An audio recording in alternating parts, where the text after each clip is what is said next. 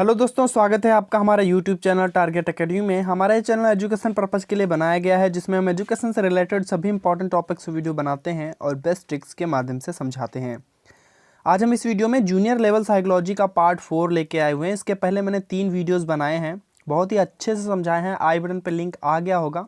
इस वीडियो के बाद या इस वीडियो से पहले आप वो तीनों वीडियो देख लें, क्योंकि आप यहाँ पे देख रहे हैं 90 से शो कर रहा है, क्योंकि 30 क्वेश्चंस के हमने यहाँ पे वीडियोस बनाए हैं 3।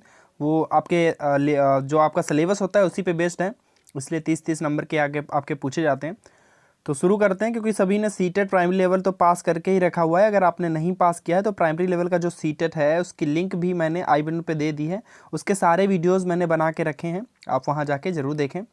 चलिए शुरू करते हैं। यहाँ पर पहला प्रश्न कह रहा है, छात्र केंद्रित शिक्षण का आशय क्या है। छात्र केंद्रित जो शिक्षण है उसका क्या आशय है ये बताना है। यहाँ पे 4 ऑप्शन मैंने दे दिए हैं। ऑप्शन पढ़ लेते हैं। प्रत्येक छात्र की आवश्यकता का ध्यान रखना, शिक्षण में छात्रों का पूर्ण सहयोग लेना, सभी छात्रों को निःशुल्क शिक्षा देना, छात्रों को मनमानी करने की छूट देना। तो यहाँ पे जो आपका 91 क्वेश्चन नंबर है उसका जो राइट आंसर हो जाएगा वो हो जाएगा ऑप्शन नंबर ए।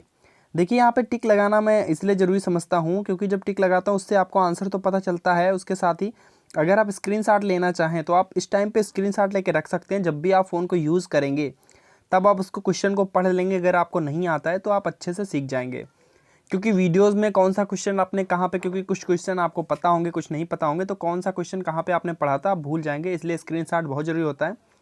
छात्र केंद्रित शिक्षण का आशय क्या होता है। प्रत्येक छात्र की आवश्यकता का ध्यान रखना, ये छात्रों के केंद्रित शिक्षण का आशय होता है।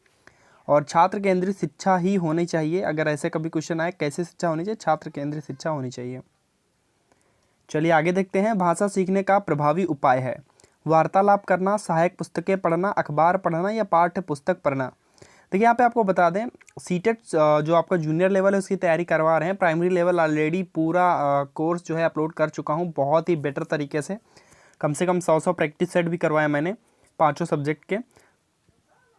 और यहाँ पे आपको बता दें, सुपर टेट की भी तैयारी हम करवा रहे हैं अपने साथ ही, सुपर टेट के भी वीडियोस अपलोड करते जाना, चैनल पे जाके आप जरूर देखें। भाषा सीखने का प्रभावी उपाय क्या है, तो चारों ऑप्शन मैंने रीड कर दी हैं। तो वार्तालाप करना सबसे प्रभावी उपाय होता है। जब आप एक दूसरे से बात करेंगे तो एक दूसरे की भाषा भी सीखेंगे, और शब्दों का समायोजन, कौन कौन से शब्द का क्या मतलब, सारी चीज़ें आप सीख जाएंगे वार्तालाप करने से ही। आई होप आप ये चीज़ें अच्छे समझ गए होंगे, क्योंकि ये नॉर्मल से क्वेश्चन हैं, आपके प्राइमरी लेवल में भी यही रहे हैं। अगला है निःशुल्क और अनिवार्य प्राइमरी शिक्षा लागू होने का फलस्वरूप। उसमें क्या होता है, बालकों में साक्षरता बढ़ती है, ग्रामीण क्षेत्र में साक्षरता बढ़ती है, देश में साक्षरता बढ़ती है, ये सभी।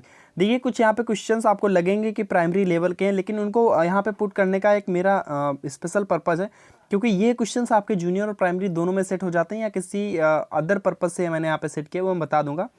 तो यहाँ पे जो कह रहा है, निःशुल्क और अनिवार्य प्राइमरी शिक्षा लागू होने के फलस्वरूप यहाँ पे किस चीज़ में मतलब बढ़ोतरी दर्ज होती है, तो आपका ऑप्शन नंबर डी करेक्ट हो जाएगा। देखिए बालकों में साक्षरता तो बढ़ती ही है, जाहिर सी बात है, ग्रामीण क्षेत्रों में भी बढ़ती है, देश में भी साक्षरता बढ़ती है। ये जो है आपका प्राइमरी जूनियर सभी मतलब दोनों में सब में अप्लाई हो जाएगा, क्योंकि जब शिक्षा का प्रसार होगा, बालकों में जब शिक्षा आएगी तो ग्रामीणों में भी आएगी, उससे देश में भी साक्षरता बढ़ेगी। तो यहाँ पे ऑप्शन नंबर डी करेक्ट हो जाएगा। किसी भी लेवल के लिए आप यहाँ पे अगर पूछा जाए ऐसे तो आप ऑप्शन टिक कर सकते हैं, ये सारे हो जाएंगे वहाँ पे, इसलिए मैंने उसको पुट किया था वहाँ पे। आगे देखते हैं, किस किस्म के प्रश्न को आप सबसे अधिक प्रबोधक मानते हैं। जूनियर लेवल प्राइमरी लेवल बस इतना ही अंतर होता है, इसमें प्रैक्टिकल क्वेश्चंस बहुत ज़्यादा पूछे जाते हैं। प्राइमरी लेवल में आप रट के भी पास कर सकते हैं, इसलिए जूनियर लेवल को समझना बहुत जरूरी हो जाता है। ऑप्शन से यहाँ पे पढ़ लेते हैं, जो समस्या प्रधान हो, हल ढूंढने को प्रेरित करें, या जो अगली परीक्षा में आने वाले हों, या जो बच्चों का ध्यान आकर्षक करें, मतलब आकृष्ट करें, आकर्षित करें, जो सीधा सटीक हो, जो सीधा और सटीक हो। तो किस प्रकार के प्रश्न आपको प्रबोधक लगते हैं, तो चारों ऑप्शंस में से जो right answer option number A हो जाएगा। देखिए ऐसे प्रश्न पूछने चाहिए जिससे बच्चे क्या करें, समस्या प्रदान, उसमें मतलब समस्याओं का वर्णन किया जाए और बच्चे क्या करें, उन समस्याओं को ढूंढें, उनको हल करें। तो ऑप्शन नंबर ए यहाँ पे करेक्ट हो जाएगा। इतना कॉमन सेंस सभी के अंदर होना चाहिए। चलिए आगे अगला प्रश्न देख लेते हैं। पाठ्यचर्या के निर्माण में मुख्य रूप से किस बात का ध्यान रखना चाहिए। ये क्वेश्चंस मैंने अपने तीनों वीडियोज़ में तीनों नहीं मतलब पिछला जो तीसरे नंबर का जो वीडियो था उसमें बहुत अच्छे से समझाया था। चलो एक बार फिर से बता देते हैं। छात्रों के परिवेश का, पाठ्य सामग्री का, शिक्षण के उद्देश्य का, या शिक्षण विधियों का। जिन्होंने पिछला वीडियो देखा है नीचे कमेंट बॉक्स में इसका आंसर बता सकते हैं। बाकी इसका जो right answer option number C हो जाएगा। शिक्षा के उद्देश्यों का यहाँ पे ध्यान रखना चाहिए कि किस पर्पज़ से आप उसको शिक्षा दे रहे हैं, क्योंकि डिफरेंट टाइप की यहाँ पे शिक्षा होती है, सब कोर्स अलग अलग होते हैं, तो उसी के हिसाब से वहाँ पे अलग अलग हो जाएगी। अगला है बाल मनोविज्ञान की सहायता से शिक्षक किस बात का ज्ञान प्राप्त कर सकता है। तो पहला ऑप्शन है छात्रों की अभिरुचि का, छात्रों की क्षमता का, छात्र के चेतन तथा अचेतन व्यवहार का, उपयुक्त तीनों का। तो यहाँ पे जो राइट आंसर आपका हो जाएगा वो हो जाएगा ऑप्शन नंबर, उत्तर नंबर डी हो जाएगा। देखिए यहाँ पे डी कैसे हो जाएगा वो समझ लेते हैं। जब बालक क्या होता है, जब शिक्षक को बाल मनोविज्ञान का ज्ञान होता है तो वो क्या होता है, छात्र की अभिरुचि का मतलब उसका किस चीज़ में इंटरेस्ट है वो पता लगा लेता है, उसकी कैपेसिटी कितनी है, मतलब वो कितना कार्य कर सकता है, कितना सीख सकता है। छात्र के चेतन और अचेतन दोनों मन का वो पता लगा लेता है। यही होती है चिल्ड्रन साइकोलॉजी, ठीक है। इसीलिए ये अनिवार्य भी की गई है किसी भी शिक्षक भर्ती के लिए। तो ये सारी चीज़ें उसको पता हो जाती है, तो ऑप्शन नंबर डी यहाँ पे करेक्ट हो जाएगा, ठीक है। चलिए आगे देखते हैं। अगला प्रश्न कह रहा है निम्नलिखित में से कौन बुद्धि का लक्षण नहीं है। ऑप्शंस रीड कर लेते हैं। यह मनुष्य को सीखने में सहायता करती है, ज्ञान और बुद्धि अलग अलग हैं, यह अर्जित की जा सकती है, यह जन्मजात होती है। कौन सा बुद्धि का लक्षण नहीं है। आपने अगर बुद्धि के बारे में अच्छे से नहीं पढ़ा है तो आई बटन पे लिंक दे दिया है मैंने वीडियो का, आप ज़रूर पढ़ लेना, क्योंकि मैं अपने चैनल पे डीएलएड और बीएड के जो एंट्रेंस एग्जाम्स होते हैं उनकी भी तैयारी करवाता हूँ। मतलब ये मेरा चैनल स्पेशली टीचर्स पर्पज़ के लिए ही बना है। जितने भी टीचर्स के एग्जाम होते हैं ऑल ओवर इंडिया उन सब की तैयारी मैं यहाँ पे करवाता हूँ। इसलिए अगर आप टीचर बनना चाहें तो चैनल के साथ जुड़ जरूर जाइए। प्लेलिस्ट में जाके अपने इंटरेस्ट की चीज़ें वहाँ पर देख सकते हैं। तो इसका जो राइट आंसर हो जाएगा ऑप्शन नंबर सी हो जाएगा। या अर्जित की जा सकती है, बुद्धि जो होती है अर्जित की जा सकती है, उसको जितना ज़्यादा आप मतलब बढ़ाना चाहें बढ़ा सकते हैं, यही इसकी क्वालिटी होती है। तो option number C is the right answer for this question. चलिए आगे देख लेते हैं। बच्चों में आप समायोजन और कुंठा तब उत्पन्न होती है जब, मतलब बच्चों में समायोजन और कुंठा कब उत्पन्न होती है तो वो यहाँ पे बताना है। उसकी मनोवैज्ञानिक या भौतिक आवश्यकताओं की उपेक्षा की जाती है, वे परीक्षा में पास नहीं हो पाते, उन्हें पाठशाला नहीं भेजा जाता, उनके माँ बाप उन्हें अत्यधिक प्यार दुलार देते हैं। मतलब बच्चों में समायोजन कुंठा क्यों उत्पन्न होती है तो उसका आंसर आपको देना है। तो right answer option number A हो जाएगा। देखिए उसकी मनोवैज्ञानिक या भौतिक आवश्यकताओं की जब उपेक्षा की जाती है तब बच्चा बहुत कुंठित हो जाता है, तब उसको बहुत बुरा लगता है। तो यहाँ पे ऑप्शन नंबर ए करेक्ट हो जाएगा। देखिए अगर बच्चा किसी चीज़ के बारे में अपनी राय देना चाहता है या क्लासरूम में या फिर घर पे, तो अगर उसकी नहीं सुनी जाती या ऐसे नॉर्मली अगर वो कुछ कह रहा है कोई नहीं सुनता है, तो यही यहाँ पे कहना चाह रहा है। ये मैं थोड़ा एक्सप्लेन करने में असमर्थ हूँ, क्योंकि बहुत ही नॉर्मल सी चीज़ है, सभी को इस चीज़ का आइडिया हो गया होगा कि मैं क्या कहना चाहता हूँ। अगर आप फिर भी कमेंट करते हैं तो नीचे कमेंट बॉक्स में पिन कर दूंगा, मैं इस चीज़ को अच्छे से समझा दूंगा। अगला है शिक्षा के स्तर को ऊंचा उठाने के लिए निम्नलिखित में से क्या आवश्यक है। छात्रों का सतत मूल्यांकन आवश्यक है, पाठ्यक्रम में संशोधन आवश्यक है, या फिर अध्यापकों का उच्च वेतन आवश्यक है, या फिर पाठ्य पुस्तकों का सतत मूल्यांकन आवश्यक है। तो यहाँ पे बात हो रही शिक्षा के स्तर को ऊंचा उठाने के लिए निम्न में से कौन सा बहुत ज़्यादा आवश्यक है। तो ये क्वेश्चन आपका बहुत ही इम्पॉर्टेंट है, क्योंकि 2-3 एग्जाम्स में ये पूछा गया है। तो ऑप्शन नंबर ए यहाँ पे करेक्ट हो जाएगा। इसको समझ लीजिए बहुत ही अच्छे से। देखिए छात्रों का जब सतत मूल्यांकन होगा उससे क्या होता है, छात्रों के कमियों के बारे में हमें पता चल जाता है, ठीक है। देखो पाठ्यक्रम में संशोधन करके आप, फिर वही बात है, पाठ्यक्रम में संशोधन करेंगे तो भी फिर भी उसको सिखाना पढ़ाना पड़ेगा। अध्यापक के वेतन से कोई मतलब नहीं है, पाठ्य पुस्तकों का सतत मूल्यांकन करने से कोई फ़ायदा ही नहीं है। तो छात्र का जब आप मूल्यांकन करेंगे तभी आपको सारी कमियां और अच्छाइयों के बारे में, उसकी कैपेसिटी के बारे में, ये सारी चीज़ें तब पता चलेंगी, तभी आप उनको दूर कर पाएंगे। तो ऑप्शन नंबर ए करेक्ट हो जाएगा। चलिए अगला प्रश्न देख लेते हैं। अगर आपको वीडियो क्वालिटी या फिर ऑडियो क्वालिटी से कोई दिक्कत है तो नीचे कमेंट बॉक्स में आप कमेंट करके बता सकते हैं। सारी कमेंट रीड करता हूँ, इनफैक्ट इतनी कम कमेंट्स आती हैं तो सारी रिप्लाई भी कर देता हूँ। अगला है एक प्रधानाचार्य को होना चाहिए, कैसा होना चाहिए। छात्रों के लिए प्रेरणादायक होना चाहिए, अध्यापक के लिए समानता का भाव रखने वाला होना चाहिए, कुशल प्रबंधक होना चाहिए, या ये सभी। तो एक प्रधानाध्यापक को कैसा होना चाहिए यहाँ पे ये कहना चाह रहा है। तो ऑप्शन नंबर डी करेक्ट हो जाएगा। देखिए छात्रों के लिए प्रेरणादायक तो होना ही चाहिए। मैंने आपको पहले ही बोला जितने भी टीचर्स होंगे एज ए आइडियल टीचर्स होंगे, स्टूडेंट भी आइडियल स्टूडेंट होंगे, गार्जियन भी आइडियल गार्जियन या फिर आइडियल पेरेंट्स की तरह मतलब ट्रीट करेंगे, तभी यही आपको मेन चीज़ सीटेट में क्वालिफाई करने के लिए यही चीज़ें बहुत काफ़ी होती हैं।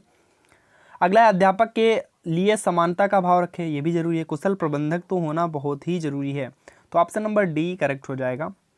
ये आप ऐसे भी कर सकते हैं बिना पढ़े भी। अगला है आपके अनुसार शिक्षा कि योजना पद्धति कैसी होनी चाहिए, शिक्षा केंद्रित होनी चाहिए, प्रोजेक्ट केंद्रित होनी चाहिए, पाठ्य पुस्तक केंद्रित होनी चाहिए, बाल केंद्रित होनी चाहिए। अभी एक क्वेश्चन मैंने आया था, तो मैंने थोड़ा समझाया था कि किस टाइप से क्वेश्चन यहाँ पे पूछ सकता है, वही यहाँ पे पूछ दिया उसने। तो यहाँ पे जो राइट आंसर हो जाएगा वो आपको नीचे कमेंट बॉक्स में कमेंट करके बताना है। देखिए अभी मैंने जब ऊपर वीडियो बताया था तो उसमें इसका जो आंसर उसके बारे में बहुत अच्छे से बताया था कि काफ़ी बार घुमा के पूछ देता है। तो उसका आंसर आपको नीचे कमेंट बॉक्स में बताना है। अगर आपको नहीं पता है तो वहीं पे मैं राइट आंसर पिन कर दूंगा वीडियो को देखते हुए। इस टाइम अगर आपको नहीं पता है तो वीडियो को देखते हुए डिस्क्रिप्शन में कमेंट बॉक्स में जाके आप देख सकते हैं इसका राइट आंसर। चलिए आगे देखते हैं। अगला प्रश्न कह रहा है एक अध्यापक का श्रेष्ठतम गुण क्या होता है। सबसे अच्छा गुण मतलब सबसे महान गुण अध्यापक का क्या होता है। अध्यापक के प्रति पूर्ण समर्पण, अध्यापक के प्रति उच्च चरित्र, अध्यापक के प्रति उच्च विचार, अध्यापक की धर्मनिरपेक्षता। तो कौन सी यहाँ पे राइट आंसर हो जाएगा, ऑप्शन नंबर डी। अध्यापक की जो धर्मनिरपेक्षता होती है वही उसका सबसे बड़ा गुण होता है, सबसे बड़ी क्वालिटी होती है। तो ऑप्शन नंबर डी यहाँ पे करेक्ट हो जाएगा। मैंने आपको पहले ही बोला एज ए आइडियल टीचर आपको जवाब देना है। चलिए आगे देखते हैं। अध्यापक मुख्य रूप से किसके प्रति जवाबदेह होता है। समाज तथा छात्र के प्रति, प्रधानाचार्य के प्रति, अभिभावक के प्रति या सरकार के प्रति। किसके प्रति अध्यापक जो होता है जवाबदेह होता है। ये आपके बहुत ही इंपॉर्टेंट क्वेश्चन है जूनियर लेवल के लिए और सुपर टेट के लिए। तो इनको बिल्कुल भी मिस मत करना क्योंकि बहुत ही एनालिसिस करके मैंने ये वीडियोस बनाए हैं। तो हालांकि व्यूज़ बहुत ना के बराबर आते हैं लेकिन जितने भी लोग देखते हैं उन सभी को बहुत फ़ायदा मिलने वाला है यहाँ पे, जैसे आपको प्राइमरी लेवल में मिला था। तो ऑप्शन नंबर ए यहाँ पे करेक्ट हो जाएगा। समाज तथा छात्र के प्रति जो होता है अध्यापक जिम्मेदार होता है क्योंकि छात्रों को उसको सिखाना होता है और समाज को उसको शिक्षित करना होता है छात्रों के माध्यम से। तो इन दोनों के प्रति वो जवाबदेह होता है। ऑप्शन नंबर ए करेक्ट हो जाएगा। चलिए अगला प्रश्न देख लेते हैं। अगला प्रश्न कह रहा है ग्रामीण आंचल में बच्चों के स्कूल से भागने तथा पढ़ाई छोड़ने का कारण क्या है। देखिए ग्रामीणों मतलब गाँव में ज़्यादातर क्या होता है, बच्चे जो होते हैं स्कूल से भाग जाते हैं या पढ़ाई छोड़ देते हैं या क्लासेस बंक कर देते हैं। तो इन सब चीज़ों का क्या कारण है ये यहाँ पे पूछा गया है। ये सारी चीज़ें बहुत ज़रूरी होती है क्योंकि अगर प्राइमरी या जूनियर कॉलेजेस स्कूल्स की बात की जाए ज़्यादातर ग्रामीण लेवल में ही होते हैं। तो इसलिए ये क्वेश्चन इंपॉर्टेंट हो जाता है। स्कूल का नीरस वातावरण उनको ऐसा करने के लिए मजबूर करता है या फिर छात्रों की बाल श्रमिक बनाने की लालसा या फिर छात्रों का अध्यापक से डरना या ये सभी। ये थोड़ा सोचने वाली बात है, ऐसा बच्चे क्यों करते हैं। बिना पढ़े भी इसका आप उत्तर दे सकते हैं। तो नीचे कमेंट बॉक्स में आपको बताना है ऐसा बच्चे क्यों करते हैं। हालांकि मैं अभी यहाँ पे बता दे रहा हूँ ऐसा क्यों करते हैं। देखिए क्या होता है स्कूल का जो यहाँ पे जो राइट आंसर हो जाएगा वो हो जाएगा ऑप्शन नंबर ए। ठीक है, ए यहाँ पे करेक्ट हो जाएगा। देखिए इसको मैं समझा देता हूँ कैसे करेक्ट हो जाएगा। स्कूल का नीरस वातावरण उनको ऐसा करने के लिए मजबूर करता है। देखिए छात्र का अध्यापक से डरना अगर आपको राइट आंसर लग रहा है तो उसको समझा दें यहाँ पे। ऑप्शन बी की अगर बात करें छात्र की बाल श्रमिक बनने की लालसा, तो बच्चा कभी भी ये नहीं करना चाहेगा क्योंकि कोई भी बच्चा कार्य नहीं करना चाहता है और अगर करना भी चाहेगा तो ये आइडियल स्टूडेंट नहीं हुआ। तो इसका तो कभी आप जहन में भी मत लाना, ये सभी हो नहीं सकता क्योंकि ये है तो ये भी कट गया। अब यहाँ पे दो आंसर आपको सही लग रहे हैं। छात्र का अध्यापक से डरना ये भी स्कूल के वातावरण से ही रिलेटेड है, इसलिए यहाँ पे ऑप्शन नंबर सी नहीं होगा क्योंकि स्कूल जब अध्यापक से डरेगा बच्चा तो वातावरण स्कूल का उस वातावरण से ही रिलेटेड है वो, तो वहाँ पे नीरस वातावरण बनेगा। बाकी वहाँ पे खेल कूद की कमी होती है क्योंकि बच्चे को बैठना पड़ता है, बोर हो जाता है। तो ये सारी चीज़ें बच्चे को वहाँ से जाने के लिए मजबूर करती हैं। लेकिन आजकल ऐसा बदल गया है, खेल खेल के माध्यम से शिक्षा कराई जाती है, काफ़ी अध्यापक पीटते भी नहीं, तो सारी चीज़ें बदल गई हैं। तो ऑप्शन नंबर ए यहाँ पे करेक्ट हो जाएगा। फिर भी अगर आपका कोई डाउट है तो नीचे कमेंट बॉक्स में कमेंट करो। पूरी सारी जब तक आपका डाउट मैं क्लियर नहीं कर दूंगा कमेंट रिप्लाई करता रहूँगा, तो आप टेंशन ना लीजिए। आगे देख लेते हैं अध्यापक की कार्य क्षमता को बढ़ाया जा सकता है। कैसे बढ़ाया जा सकता है, ऑप्शन देख लेते हैं। परीक्षा फल के अनुसार, पदोन्नत देकर, कड़े स्कूल प्रशासन द्वारा, अध्यापक के कार्य की सराहना करके, अच्छा वेतन देकर। तो यहाँ पे कौन सा राइट आंसर हो जाएगा, तो ऑप्शन नंबर ए करेक्ट हो जाएगा। देखिए परीक्षा फल के अनुसार, पदोन्नत देकर अध्यापक की कार्य क्षमता को बढ़ाया जा सकता है। ये तो आप टीचर बनने जा रहे हैं, आप खुद ये समझ सकते हैं, प्रमोशन इज मस्ट। चलिए आगे देखते हैं। शिक्षा शक्ति एवं सत्ता का स्रोत है। देखिए महिलाओं के लिए, पिछड़ों के लिए, बालकों के लिए या दोनों के लिए। तो यहाँ पे 106 जो आपका प्रश्न है उसका right answer option number C हो जाएगा। शिक्षा शक्ति एवं सत्ता का जो स्रोत होता है बालकों के लिए होता है। नॉर्मल सा क्वेश्चन था लेकिन पूछा गया था तो यहाँ पे डिस्कस कर लिया। आगे देखते हैं, भारत में शिक्षित बेरोजगारी का प्रमुख कारण क्या है। मोस्ट इंपॉर्टेंट क्वेश्चन यहाँ पे, जो प्रमुख कारण की बात की जाए तो यहाँ पे ऑप्शंस देख लेते हैं, क्योंकि काफ़ी बार क्या होता है ऑप्शंस आपके बदल देता है तो आप लोग कंफ्यूज हो जाते हैं, गलत कर देते हैं। तो ऑप्शंस भी रीड करना जरूरी है। सरकार की रोजगारी के लिए ठोस नीति का ना होना, शिक्षा का व्यापक प्रसार, उद्देश्यहीन शिक्षा, घटिया स्तर की शिक्षा। भारत में जो शिक्षित मतलब पढ़े लिखे लोग हैं फिर भी बेरोजगार घूम रहे हैं, इसका कारण क्या है, तो वो आपको यहाँ पे उत्तर देना है इसका। तो आपका जो राइट आंसर हो जाएगा वो हो जाएगा ऑप्शन नंबर डी। यहाँ पे ऑप्शन नंबर डी करेक्ट हो जाएगा। घटिया स्तर की जो शिक्षा होती है वो हो जाएगा यहाँ पे, क्योंकि काफ़ी बार शिक्षा क्या होती है, देखिए ये भी जिम्मेदार होगा शिक्षा का, और उद्देश्यहीन शिक्षा भी जिम्मेदार होगी। ठीक है, ये दोनों चीज़ जिम्मेदार होंगी, लेकिन ऑप्शन नंबर डी यहाँ पे राइट आंसर हो जाएगा आपका। देखिए ये कैसे हो जाएगा, इसको मैं समझा देता हूँ थोड़ा सा। देखिए काफ़ी बार आपने ऐसे क्वेश्चंस पढ़े होंगे कि बच्चों को कैसी शिक्षा देनी चाहिए। बच्चों को ऐसी शिक्षा देनी चाहिए जो उनको मतलब स्वयं उसको रोजगार के लिए प्रेरित करे, मतलब ऐसा कुछ जिससे वो कुछ कर सकें। तो ऐसा अपने यहाँ बहुत कम होता है, इसलिए घटिया स्तर की शिक्षा यहाँ पे थोड़ा आंसर यहाँ पे यही हो जाएगा ऑप्शन नंबर डी। लेकिन थोड़ा इसको मॉडिफाई करके आपके सामने पेश किया जाएगा तो आप आसानी से समझ जाएंगे इस चीज़ को। फिर भी अगर डाउट है तो कमेंट करो, जवाब तलब वहाँ पे कर लेंगे, टाइम नहीं वेस्ट करते हैं। चलिए आगे देखते हैं। हमें शिक्षा ग्रहण करनी चाहिए क्योंकि शिक्षा व्यक्ति को विद्वान बनाती है, व्यक्ति को स्वावलंबी बनाती है, व्यक्ति को अर्थोपार्जन योग्य बनाती है। ये सभी शिक्षा में क्यों ग्रहण करनी चाहिए, तो यहाँ पे ऑप्शन नंबर सी करेक्ट हो जाएगा। व्यक्ति को अर्थोपार्जन योग्य बनाती है, यहाँ पे मतलब व्यक्ति को जीविका कमाने योग्य बनाती है, समाज में रहने योग्य बनाती है। तो ऑप्शन नंबर सी यहाँ पे बिल्कुल ही करेक्ट हो जाएगा। ठीक है, वैसे यहाँ पे ऑप्शन नंबर डी करेक्ट हो जाएगा। ठीक है, यहाँ पे थोड़ा ऑप्शन नंबर डी करेक्ट हो जाएगा। देखिए कैसे हो जाएगा वो भी समझा देते हैं। देखिए व्यक्ति को विद्वान बनाती है, ये भी सही है। व्यक्ति को स्वावलंबी बनाती है, बिल्कुल भी सही है। व्यक्ति को अर्थोपार्जन योग्य बनाती है, तो ये भी सही है। तो ऑप्शन नंबर डी यहाँ पे करेक्ट हो जाएगा, ऑप्शन नंबर डी। ठीक है, थोड़ा गलत हो गया क्योंकि यहाँ पे चलिए कोई नहीं, ऑप्शन नंबर डी यहाँ पे करेक्ट हो जाएगा। चलिए आगे देखते हैं 109 क्वेश्चन नंबर। यहाँ पे कह रहा है किस प्रकार का कक्षा नेतृत्व सबसे उत्तम माना जाता है। प्रभुत्ववादी, सभी का मिलता जुलता रूप, लोकतांत्रिक या प्रयोजनवादी। मोस्ट इंपॉर्टेंट क्वेश्चन आपके जूनियर लेवल के लिए, पिछले वाले पेपर में पूछा गया था, अगर आपने दिया है तो आपको याद होगा। हाँ, शिफ्ट का मुझे नहीं पता, सेकेंड शिफ्ट में जूनियर लेवल होता है। ठीक है, हाँ सेकेंड शिफ्ट में ही होता है। तो किस प्रकार का कक्षा नेतृत्व सबसे उत्तम माना गया है, तो यहाँ पे ऑप्शन नंबर बी करेक्ट हो जाएगा। सभी का मिलता जुलता रूप जो होता है वो आपका वो सबसे उच्चतम माना गया है। ये इंग्लिश में देखिए, इंग्लिश पैडोलॉजी सेम होती है, बस इंग्लिश में इंग्लिश की पैडोलॉजी हो जाएगी। तो इंग्लिश में भी ये पूछा गया था, अब ये नहीं पता कहाँ पूछा गया था, बट मैंने देखा था इसे पूछा गया था। आगे देख लेते हैं। एक सफल अध्यापक के लिए आवश्यक है छात्र की सभी बातें मानता हो, वह दिखने में सुंदर हो, मीठी भाषा बोलता हो, छात्र को भली भांति विषय का ज्ञान देता हो। तो एक अध्यापक मतलब एक सफल अध्यापक के लिए क्या आवश्यक है, मैंने आपको पहले बताया। आइडियल स्टूडेंट होना चाहिए, ideal teacher, ideal student, ideal guardian, ideal parents, ऐसे आपको जवाब देना है। तो आंसर नंबर यहाँ पे कौन सा सही हो जाएगा आपको बताना है। अध्यापक का क्या होना चाहिए, देखिए छात्रों की सभी बात मानता हो, ऐसे तो चल नहीं पाएगा। देखने में सुंदर हो, इससे कोई मतलब नहीं। मीठी भाषा बोलता हो, छात्रों को भली प्रकार विषय का ज्ञान देता हो। देखिए यहाँ पे ऑप्शन नंबर डी करेक्ट हो जाएगा। काफ़ी बार ऐसे क्वेश्चंस में आपको काफ़ी बार यहाँ पे चेंज कर देगा, ऑप्शंस चेंज कर देगा, तो आप कंफ्यूज हो जाएंगे। देखिए अगर यहाँ पे ये नहीं होता तो ऑप्शन नंबर सी करेक्ट हो जाता और अदर ऑप्शंस के अकॉर्डिंग, लेकिन यहाँ पे जो आपका हो जाएगा ऑप्शन नंबर डी करेक्ट हो जाएगा। ठीक है, सभी विषयों का भली भांति विषय का ज्ञान देता हो, यही एक अच्छे अध्यापक की वो आवश्यकता मतलब यहाँ पे आवश्यक होता है अच्छे अध्यापक के लिए। चलिए आगे देख लेते हैं। थोड़ा बोलने में आज बहुत ज़्यादा ग्लिंच आ रहा है तो वॉइस में, चलिए छोड़िए। आगे छात्रों को प्रभावित करने का सबसे सरल उपाय है प्रधानाध्यापक का सहयोग लेकर, उनको भयभीत करके, अपनी विद्वत्ता का प्रदर्शन करके, अपने आचरण को आदर्श रखकर। छात्रों को प्रभावित मतलब एक टीचर अपने छात्रों को कैसे प्रभावित कर सकता है, तो आप टीचर बनने जा रहे हैं तो ये सारी चीज़ें आपको पता होनी चाहिए।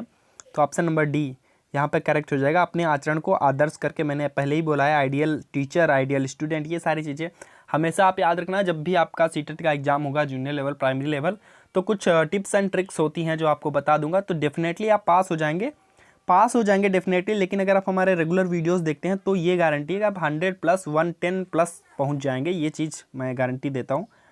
लेकिन अगर आप नहीं पढ़ रहे हैं, लास्ट वाला वीडियो जो मैं टिप्स एंड ट्रिक्स दूंगा वो भी अगर आप देख लेते हैं तो डेफिनेटली आप पास हो जाएंगे।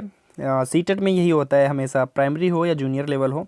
चलिए आगे देखते हैं। दूरदर्शन के वे कार्यक्रम जो मुझे अच्छे लगते हैं उनमें क्या होता है। भक्ति सीरियल होते हैं, रुचिकर और उपयोगी ज्ञान देते हैं इसलिए, हास्य प्रोग्राम होते हैं इसलिए, इनमें से कोई नहीं। ये क्वेश्चन समझना बहुत जरूरी है, स्टूडेंट के लिए नहीं है, ये शिक्षक के लिए। आप शिक्षक बनेंगे, शिक्षक के लिए क्वेश्चन है। अगर आप शिक्षक हैं तो आपको किस टाइप के अच्छे लगने चाहिए। आपको लगते हैं, आपको पता चला कुछ और ही अच्छा लगता हो तो उससे मतलब नहीं है, लेकिन जो आपको लगने चाहिए एज ए आइडियल टीचर वो कौन से आप हो जाएंगे। ऑप्शन नंबर बी करेक्ट हो जाएगा, रुचिकर और उपयोगी ज्ञान। देखिए आपको क्या पसंद है उससे मतलब नहीं है, मैंने आपको पहले ही बोला है। एज ए आइडियल टीचर आपको आइडियल टीचर शो करना है तो definitely option number B correct हो जाएगा, क्योंकि ऐसे आपको अच्छे लगने चाहिए। अगर आप आइडियल टीचर हैं तो आपको ऐसे अच्छे लगेंगे। अब हैं या नहीं है वो आपकी गलती है। चलिए आगे देखते हैं। शिक्षण प्रणाली कैसी होनी चाहिए, मूल्य केंद्रित, बाल केंद्रित, शिक्षण छात्र केंद्रित, या इनमें से कोई नहीं। तो 130 क्वेश्चन नंबर का मैंने पहले बता दिया, इसलिए ऑप्शन नंबर सी करेक्ट हो जाएगा। आगे देख लेते हैं। यह कहना कि मैं अच्छी तरह कार्य नहीं कर सकूंगा प्रतीक है, किस चीज़ का प्रतीक है। पहले से बोलो कि मैं अच्छी तरह से कार्य नहीं कर पाऊंगा, किस चीज़ का प्रतीक है। अपनी संभावनाओं से अनभिज्ञता, अपने आप की अक्षमता, असफलता की भावना से प्रभावित, विनम्रता की भावना। तो ऑप्शन नंबर यहाँ पे कौन सा करेक्ट हो जाएगा आपको बताना है कमेंट बॉक्स में कमेंट करके, क्योंकि जब तक मैं बाकी सारी चीज़ें बोलता हूँ तब तक आप कमेंट करके बता सकते हैं। तो 140 का ऑप्शन नंबर बी करेक्ट हो जाएगा। अपने आप की अक्षमता को प्रदर्शित कर रहे हैं आप, ठीक है, कि मैं ये काम कर नहीं पाऊंगा, तो आपकी अक्षमता है, ठीक है। ऑप्शन नंबर बी करेक्ट हो जाएगा। आगे देख लेते हैं। आजकल शिक्षा के गिरते स्तर का मुख्य कारण क्या है। अध्यापिकाओं की अपने उत्तरदायित्व के प्रति उदासीनता, राजनीतिक हस्तक्षेप, छात्राओं की अनुशासनहीनता, अभिभावकों की विद्यालय कार्य के प्रति उदासीनता। देखिए आजकल शिक्षा का स्तर गिरता जा रहा है, इसका मेन कारण आपको बताना है। तो आप यहाँ पे जो राइट आंसर हो जाएगा वो हो जाएगा ऑप्शन नंबर ए। देखिए अध्यापिकाओं की या अध्यापकों की अपने उत्तरदायित्व के प्रति उदासीनता। अध्यापिकाओं लिखा हुआ है, इसका मतलब ये मत समझना, आपको पर्सनली नहीं बोला जाता। अध्यापक या अध्यापिकाओं की अपने उत्तरदायित्व के प्रति उदासीनता ना होना, वो अच्छे से पढ़ाते नहीं, अच्छे से ध्यान नहीं देते हैं, एक जैसे आइडियल टीचर को होना चाहिए वैसा वो बिहेव नहीं करते हैं। इन दैट्स वाई ये सारी चीज़ें हो रही हैं यहाँ पे। चलिए ऑप्शन नंबर ए करेक्ट हो जाएगा। आगे देखते हैं। बोलने को बहुत कुछ है बट ये वीडियो है, आपको शिक्षा दे रहे हैं, यहाँ पे आपको सिखा रहे हैं, तो ये सारी चीज़ें इससे कोई मतलब नहीं है। अब आप आगे टीचर बनेंगे तो कैसे बनेंगे ये आपको सोचना है। आगे देखते हैं। उच्च शिक्षा पर अभी भी वर्चस्व है, अंग्रेजी भाषा का, मातृभाषा का, हिंदी का, इन सभी का। तो जाहिर सी बात है सभी को पता होना चाहिए अंग्रेजी का है, क्योंकि उच्च शिक्षा से यहाँ अगर बात की जाए बीए बीएससी की, मतलब ग्रेजुएशन लेवल की या पोस्ट ग्रेजुएशन लेवल की, तो सारी बुक्स जितनी भी होती हैं सब इंग्लिश में मिलेंगी, हिंदी में आपको कुछ भी नहीं मिलेगा। तो वही क्वेश्चन यहाँ पे पूछा गया है। आगे देखते हैं। यदि समान वेतन हो तो सबसे अच्छा व्यवसाय किस चीज़ का होगा। इंजीनियर का, अनुसंधानकर्ता का, अध्यापक का, डॉक्टर का। तो किस चीज़ का व्यवसाय सबसे अच्छा होगा, तो ऑब्वियस सी बात है अध्यापक का, क्योंकि यहाँ पे क्वेश्चन कह रहा है कि अगर सारे जॉब करने वाले इंजीनियर की, साइंटिस्ट की, अध्यापक की, डॉक्टर की, सबकी सैलरी अगर मान लीजिए 30,000 है तो सबसे बेटर अध्यापक की जॉब है, क्योंकि घर के घर में रहते हैं आप, बच्चों को सिखाते हैं, जितने भी आपका 6 आवर की जो भी आपकी चलती है तो इतनी देर सिखाते हैं, बहुत अच्छी रिस्पेक्ट मिलती है आपको। तो अध्यापक इज़ बेटर अदर मतलब जॉब की अपेक्षा। तो वही यहाँ पे पूछा गया है। ये आपके इंटरव्यू में क्वेश्चन इस टाइप के पूछे जाते हैं, जो यहाँ पे बताना ज़रूरी था। चलिए आगे है। बालक जन्मजात क्रियाशील होता है इसलिए उसे प्रेरित करना चाहिए। रचनात्मक कार्यों के लिए, खेलों के लिए, शारीरिक विकास के लिए, या ज्ञानार्जन के लिए। देखिए सभी को पता है बालक जन्मजात क्रियाशील होता है, तो किस चीज़ के लिए उसको प्रेरित करना चाहिए, तो रचनात्मक कार्यों के लिए प्रेरित करना चाहिए। देखिए कुछ चीज़ों का यहाँ पे, जैसे अभी मैंने जो क्वेश्चन पूछा था, आपको लगेगा कि इसका कोई मतलब नहीं, बट मोस्ट इंपॉर्टेंट है। पूछे जाएं या ना पूछे जाएं, लेकिन ये चीज़ें जानना बहुत ज़रूरी होता है। हो सकता है पूछ दे तब आप क्या करेंगे, इसलिए कंपटीशन बहुत है, मेहनत सभी लोग करते हैं, आज से 10 घंटे सभी पढ़ते हैं, तो कुछ एडवांस होना चाहिए, कुछ अलग होना चाहिए, तभी आप कुछ कर पाएंगे, वरना मेहनत तो गधा भी करता है, कभी वो शेर नहीं बन पाता, जंगल का राजा नहीं बनता। तो ऑप्शन नंबर ए यहाँ पे करेक्ट हो जाएगा। कुछ चीज़ों को बहुत ही डीपली लेना आप। चलिए आगे देखते हैं। अगला प्रश्न कह रहा है, यदि कोई शिशु अपने साथी को मारता पीटता है तो आप क्या करेंगे। उसे दंड देंगी, मतलब एक शिक्षक हैं अगर आप, कारण की पृष्ठभूमि को समझकर ऐसा प्रयास करेंगे कि वह आगे ऐसा ना करे, उसकी शिकायत प्रधानाचार्य से करेंगे या उसे मारने पीटने से मना करेंगी। तो यहाँ पे अगर आप शिक्षक हैं, कोई बच्चा अपने साथी को मारता पीटता है या क्लास में शरारत करता है तो आप क्या करेंगे, अनुशासनहीनता करता है तो आप क्या करेंगे। तो ऑप्शन नंबर बी करेक्ट हो जाएगा। देखिए अनुशासनहीनता के लिए, चोरी करने के लिए, मतलब किसी भी ईच एंड एवरी कंडीशन, आपको पीटना नहीं है छात्र को बिल्कुल भी, ठीक है, पीटना नहीं है आपको, मतलब बच्चे का किसी भी कंडीशन में नुकसान नहीं होना चाहिए। ऑप्शन नंबर बी यहाँ पे करेक्ट हो जाएगा। उसकी पृष्ठभूमि को समझ के उसको ऐसा क्यों कि ये जानने का प्रयास करेंगे, तो ऑप्शन नंबर बी करेक्ट हो जाएगा। ऐसे कोई भी क्वेश्चन आते हैं तो ऑप्शन नंबर बी करेक्ट हो जाएगा। आगे देख लेते हैं। अगला प्रश्न यहाँ पे कह रहा है एक अच्छे विद्यालय के लिए आवश्यक है वह स्थित हो शहर में, ग्रामीण में, एकांत में, कहीं भी। मतलब एक स्कूल कहाँ पे होना चाहिए, स्थित होना चाहिए, ये बताना है आपको, सभी को पता होना चाहिए। तो यहाँ पे जो आपका राइट आंसर हो जाएगा वो हो जाएगा ऑप्शन नंबर सी, एकांत में होना चाहिए। देखिए विद्यालय का वातावरण शांत प्रिय होना चाहिए, ज़्यादा शोरगुल नहीं होना चाहिए, पॉल्यूशन भी वहाँ मतलब बहुत ना के बराबर होना चाहिए, ताकि बच्चा आसानी से सांस ले सके, देख सके और सुन सके, इसलिए एकांत परिवेश होना चाहिए। ऑप्शन नंबर सी यहाँ पे करेक्ट हो जाएगा। आज हम इस वीडियो में इतना ही रखेंगे क्योंकि 30 क्वेश्चंस हो चुके हैं। पेडालॉजी जितनी भी यहाँ पे साइकोलॉजी आती है 30 नंबर की आती है। तो आज के वीडियो में बस इतना ही। अगला वीडियो जल्दी ही अपलोड करूँगा, उसके लिए हमारे चैनल को यहाँ से सब्सक्राइब करके बेल आइकन को प्रेस करके आप यहाँ पर जुड़ जाइए। यहाँ पे मैंने प्लेलिस्ट दे दी है जिसकी जूनियर लेवल की जितने भी वीडियोस मैंने बनाए इस प्लेलिस्ट पे क्लिक करके आप प्ले करके देख सकते हैं। आज की वीडियो बस इतना ही, मिलते हैं नए वीडियो के साथ। Thank you.